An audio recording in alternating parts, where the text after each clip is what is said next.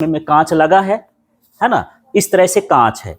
उस कांच के पीछे एक चमकदार पन्नी लगा देते हैं तो वो क्या बन जाता है, आईना बन जाता है। जैसे कांच है, कांच के पीछे चमकीली सी पन्नी लगा दो तो क्या बनेगा, आईना बनेगा। ठीक है, क्योंकि जब प्रकाश उसमें जाएगा चमकदार सरफेस पर तो उससे टकरा करके परावर्तित हो जाएगा।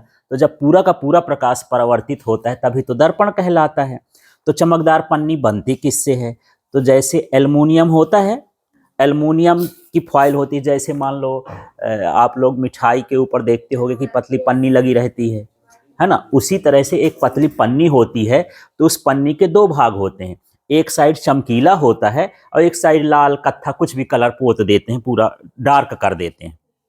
तो जो चमकीला भाग होगा वो अंदर की ओर और जो पीछे होगा वो डार्क वाला भाग पीछे, उसको काला पोत देते हैं, लाल पोत देते हैं, हरा पोत देते हैं। कैसे भी कभी आईना देखना है आप लोग यदि खोल के तो उस तरह से दिखाई देता है। ठीक, लेकिन जब पुराने समय में राजा रजवाड़ा होते थे या पैसे वाले होते थे तो पीछे एल्युमिनियम की पन्नी नहीं लगाते हैं, वो फिर चांदी की लगाते हैं। तो उसमें और सुंदर दिखता है क्योंकि चांदी और प्रकाश को क्या करता है, परावर्तित करता है। इतना बड़ा आईना आपको बाजार में 50 रुपया में मिलेगा और इतना बड़ा आईना जो है 5,000 में भी मिलेगा। तो जो 5,000 वाला होगा उसके पीछे जो है किसकी चमकीली पन्नी लगी होगी, चांदी की। ठीक है, तो इस तरह से हम क्या बनाते हैं, आईना।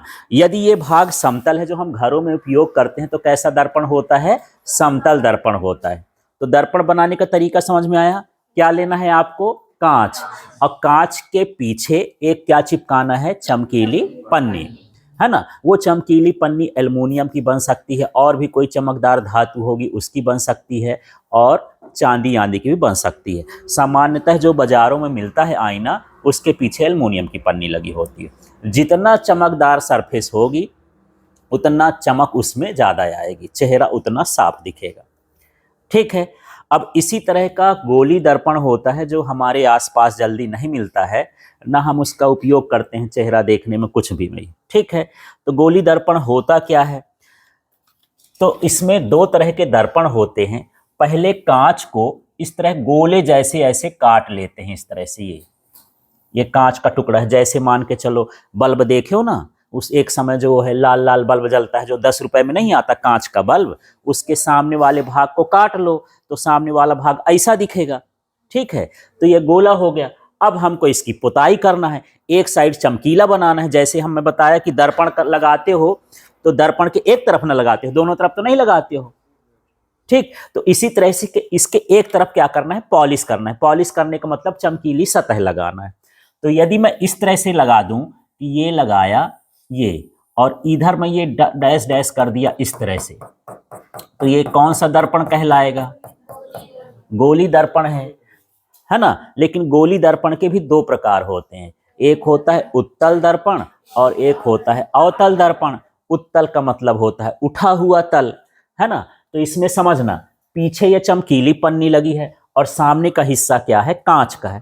तो यार इस अपना मुंह देखना होगा तो इधर देखोगे कि इधर से देखोगे, इधर से देखेंगे क्योंकि इधर तो पन्नी चिपका दिए हो और पीछे उसके पॉलिश भी लगी रहती है, तो इसको पॉलिश करना कहते हैं। तो ये जो चमकीली सतह है, परावर्तक सतह है, कैसी हुई है, उठी हुई है, तो इसको हम कौन सा दर्पण बोलेंगे, उत्तल दर्पण। ये कौन सा दर्पण कहला गया, उत्तल दर्पण।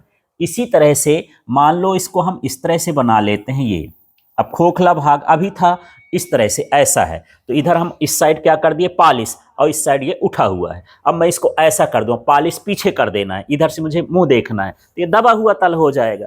तो इसको इस तरह से मैं बना देता हूं ये। अब ये कौन सा दर्पण हो गया, अवतल। इस दर्पण को क्या बोलते हैं, अवतल। अवतल का मतलब होता है दबा हुआ तल, घुसा हुआ तल। तो यहां पर गोली दर्पण हो गया। अब गोली दर्पण में परिभाषा करना है कि उत्तल दर्पण क्या होता है, जिसकी चमकीली सतह या परावर्तक सतह उठी हुई होती है। सीधी परिभाषा क्या,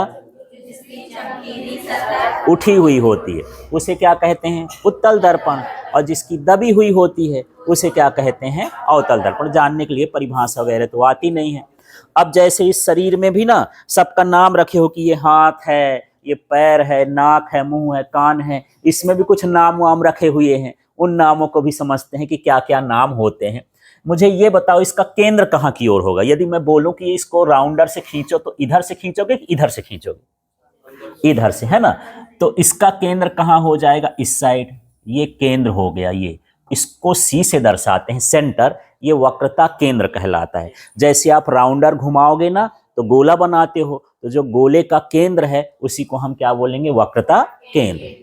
ठीक है। इसी तरह से इसका किस साइड हो जाएगा यार? इधर हो जाएगा, ऐसा, है ना। ये भी क्या हो जाएगा? सी। ये क्या कहलाया? वक्रता केंद्र। समझ में आ गया। और ये जो दर्पण का बीच वाला भाग है, सेंटर वाला भाग, इसको ध्रुव बोलते हैं, अंग्रेजी में पोल बोलते हैं। तो ये दर्पण का मध्य भाग क्या कहलाया? ध्रुव। ये 10th में सब पढ़ चुके हो, अच्छे से न पढ़ाए होंगे, इसलिए मैं दोबारा से रिपीट कर देता हूं कि थोड़ा आपको समझ में आ गया हो। जिनको पहले समझ में आ गया तो अच्छी बात है। ये वाला भी क्या कहलाया? इसका ध्रुव कहला गया। ठीक है। अब यहां पर ये जो होता है, मान लो इसका नाम रख देता हूं, ये MPN, और इसका भी नाम हो गया MPN। तो जो MN है, सीधा सीधा, ये इसका द्वारक कहलाता है। जैसे हम घर में दरवाजा लगाते हैं ना, तो दीवार से नहीं निकल सकते, दरवाजा से निकल सकते हैं।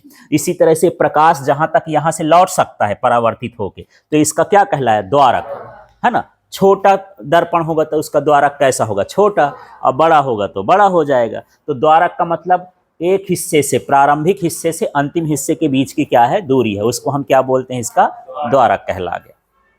ठीक। अब हम टेस्ट करते हैं कि यदि मैं इसमें प्रकाश डालूं तो किधर से डालूंगा? उधर से, किधर से? इधर से। तो मान के चलते हो इसमें समांतर किरणें मैं डाल रहा हूं। मान लो बहुत सारी 2-3 ठो लेजर लाइट आप रख लिए। एक लेजर लाइट ये जा रही है, एक लेजर लाइट इधर जा रही है, एक लेजर लाइट नीचे से, और ये भी कहां से जा रहे हैं? नीचे से। अब यहां से टकराई, तो टकराने के बाद क्या होगी? परावर्तित होगी। तो ये परावर्तित होकर कहीं पर आकर के मिलेगी, ऐसा। ये भी आकर के इधर मिलेगी, इस तरह से। ये भी आकर के इधर मिलेगी, और ये भी आकर के ये इधर इस साइड से मिलती है ना। तो ये जो समांतर किरणें हैं, परावर्तन के पश्चात जिस बिंदु पर मिलती हैं, ये मुख्य अक्ष कहलाए। जो मेन लाइन है उसको क्या बोलते हैं? मुख्य अक्ष। उसको क्या कहा जाता है? फोकस। केवल एक आपको सुनना और समझना है, ठीक है ना। बाकी इससे ज्यादा मतलब नहीं। ये इसका क्या कहलाया?